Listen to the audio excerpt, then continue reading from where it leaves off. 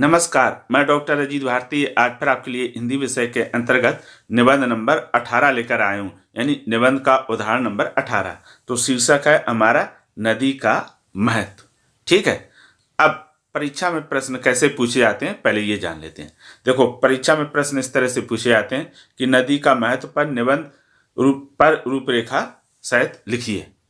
यानी प्रश्न दिया होगा नदी का महत्व, ये शीर्षक और उसकी रूपरेखा। रूपरेखा में क्या होता है, रूपरेखा हेडिंग डालेंगे फिर उसके बिंदु लिखते हैं। या तो ऐसे पूछा जाता है या फिर ऐसे नदी का महत्व पर सार गर्भित निबंध लिखिए। तो इसमें भी रूपरेखा ही बनाते हैं, ठीक, कोई अलग से नहीं लिखते हैं। तीसरा जो है वो इस तरह से थोड़ा अलग ढंग से पूछा जाता है, नदी का महत्व पर दिए गए बिंदुओं के आधार पर निबंध लिखिए। यानी नदी का महत्व पर आपको निबंध लिखना है और उसकी जो बिंदु हैं वो प्रश्न में पूछे जाते हैं।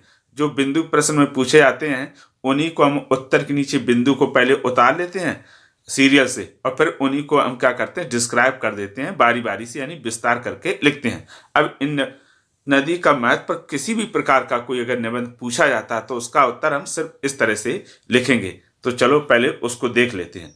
सबसे पहले लिखना आप उत्तर। ठीक, उत्तर लिखने के बाद क्या लिखेंगे आप, निबंध। निबंध के बाद फिर लिख देंगे शीर्षक नदी का महत्व। ये हो गया। अगर बिंदु दिए हैं प्रश्न में तो हम यहाँ पर क्या कर लेंगे, उन बिंदु को उतार लेंगे, यानी कॉपी कर लेंगे। और अगर बिंदु वाला नहीं है तो फिर हम ऐसी रूपरेखा हेडिंग डालेंगे और फिर ये बिंदु अपने मन से लिख लेंगे। मन से मतलब पहले से हमारी तैयारी रहेगी। अगर नहीं आता तो आप अपने मन से काल्पनिक बना लीजिएगा कि किन किन बिंदुओं को लिखना महत्वपूर्ण है और उस पर आप लिख भी पाएँ। तो पहला दिया भूमिका, दूसरा है नदियों का सांस्कृतिक महत्व, तीसरा है फिर नदियों का पर्यावरण महत्व, फिर नदियों और कृषि, नदियां और जल स्रोत, नदियों की स्थिति और संरक्षण, और सातवां है उपसंहार। तो निबंध में देखो, जो भूमिका उपसंहार तो कंपलसरी होती है। तो भूमिका में परिचय, उपसंहार में हम क्या करते हैं, पूरी निबंध का निष्कर्ष यानी निचोड़ अर्थात उसका कंक्लूजन लिखते हैं। तो चलो अब इन्हीं बिंदु को क्या करते हैं, हम डिस्क्राइब कर देते हैं और हमारा निबंध हो जाएगा पूरा। तो पहले एडेंगे भूमिका। तो भूमिका में हम लिखेंगे कि नदियां प्राकृतिक जल संसाधनों का महत्वपूर्ण हिस्सा है। ये न केवल हमारे पर्यावरण को संतुलित बनाए रखती हैं बल्कि जीवन के विभिन्न पहलुओं में भी उनका अभूतपूर्व योगदान होता है। प्राचीन काल से ही नदियां हमारे जीवन का अभिन्न हिस्सा रही हैं और इनका धार्मिक, सांस्कृतिक, सामाजिक और आर्थिक महत्व अधिक है। इस निबंध में हम नदियों के महत्व और उनके संरक्षण की आवश्यकता पर विचार करेंगे। अब आता है बिंदु नंबर दूसरा। तो इसमें लिखेंगे कि नदियों का सांस्कृतिक महत्व, यानी हमारे देश में नदियों का सांस्कृतिक महत्व क्या है। तो लिखेंगे कि भारत में नदियों को पूजा जाता है और इन्हें जीवन के स्रोत के रूप में माना जाता है। गंगा, यमुना, नर्मदा, कावेरी जैसी नदियां न केवल धार्मिक दृष्टि से महत्वपूर्ण हैं बल्कि सांस्कृतिक धरोहर का हिस्सा भी हैं। भारतीय संस्कृति में नदियों का स्थान अत्यधिक पवित्र और सम्मानित है।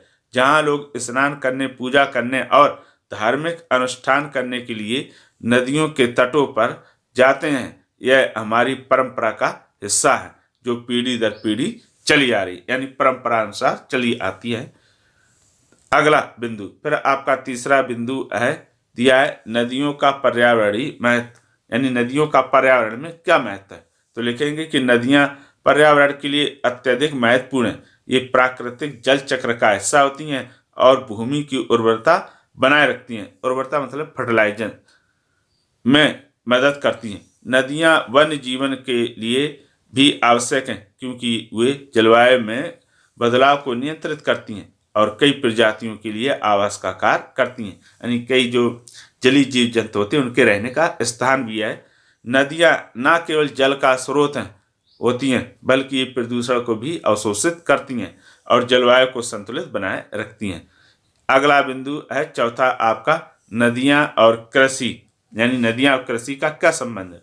लिखेंगे कि नदियां कृषि के लिए बहुत महत्वपूर्ण है। भारत में अधिकांश कृषि भूमि नदियों के आसपास स्थित होती है। नदियों का पानी सिंचाई के लिए उपयोग किया जाता है जिससे फसलें उगाने में मदद मिलती है।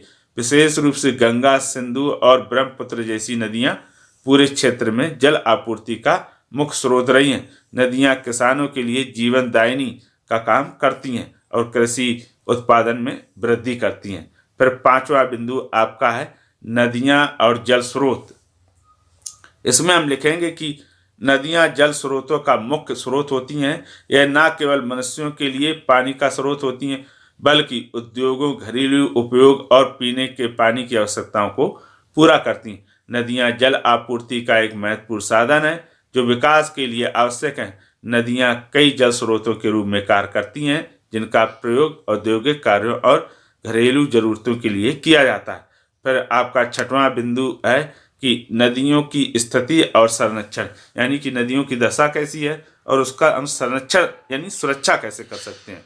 तो लिखेंगे कि आजकल नदियां कई समस्याओं का सामना कर रही हैं, जैसे प्रदूषण, अत्यधिक जल उपयोग और जलवायु परिवर्तन। नदियों में अव्यवस्थित जल निकासी और औद्योगिक कचरा डालने से पानी की गुणवत्ता घट रही है।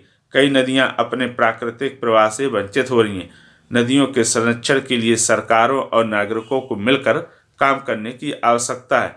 जल संरक्षण, वृक्षारोपण और प्रदूषण नियंत्रण जैसे उपाय नदियों की रक्षा में सहायक हो सकते हैं। ये हो गया। अब आता है आपका अंतिम बिंदु, उपसंहार। तो उपसंहार में हम क्या लिखते हैं? पूरे निबंध का निचोड़, या उसे ऐसे कर सकते निष्कर्ष, या फिर ऐसे कर सकते कंक्लूजन लिखेंगे। ठीक, तो कैसे लिखेंगे देखते हैं। उपसंहार लिखेंगे कि नदियां हमारे जीवन के लिए अत्यधिक महत्वपूर्ण हैं। ये न केवल जल स्रोत प्रदान करती हैं, बल्कि हमारे पर्यावरण को संतुलित रखती हैं और सांस्कृतिक धरोहर का हिस्सा है। हमें नदियों की महत्ता को समझते हुए उनका संरक्षण करना चाहिए, ताकि आने वाली पीढ़ियां भी इनका लाभ उठा सकें। नदियों का संरक्षण हमारे पर्यावरण और समाज की भलाई के लिए अत्यंत आवश्यक है।